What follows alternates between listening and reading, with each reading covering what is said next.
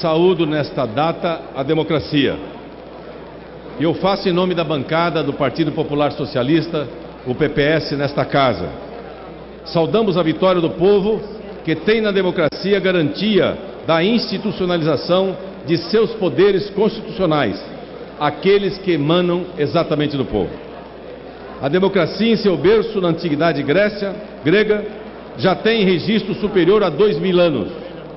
E foi preciso esse tempo todo, em que foi esquecida ou vilipendiada, até ressurgir já ao final do século XIX, para receber de Lincoln sua definitiva conceituação: governo do povo, pelo povo e para o povo. Na história de nosso país, seu surgimento é ainda mais recente. Não se conheceu mesmo como nação livre.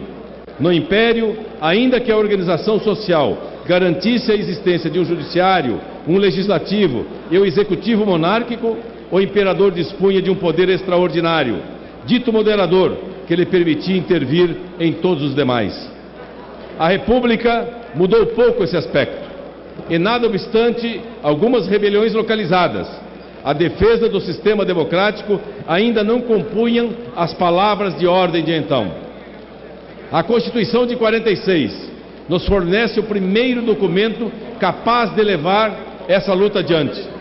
Com ela resistimos às manobras para depor Vargas, garantimos a sucessão normal do vice-presidente Café Filho, garantimos as eleições já aprazadas e ainda a posse do eleito Juscelino Kubitschek. Processaram-se as eleições e, com a renúncia de Jânio, esse mesmo povo brandiu o seu arsenal democrático e, nas ruas, garantiu a posse do sucessor constitucional Jango Goulart. O golpe de 31 de março de 64 encontrou uma correlação de forças políticas desfavoráveis ao sentido democrático de convivência social.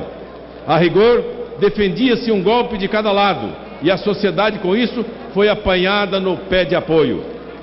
Os que se proclamaram vitoriosos, os mesmos frustrados com a movimentação decorrente da renúncia janista, perceberam que havia necessidade de se valer de todos os meios. O terror é o que podemos destacar, antes de mais nada, para impedir o reagrupamento das forças populares.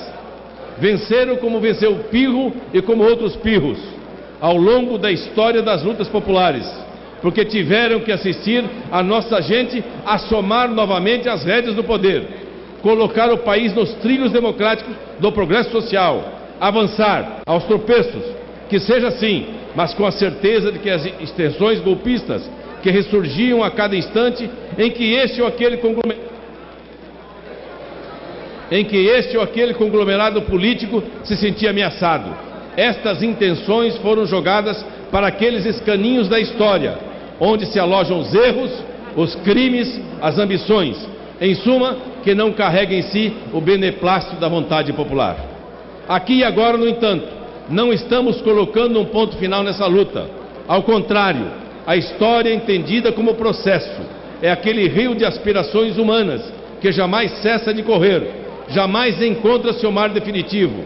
Manejam os remos, dispõem as velas, aqueles que no meio do povo expressam sua vontade mais fielmente. E não estamos tentando reescrever a história. Isso jamais ocorreu.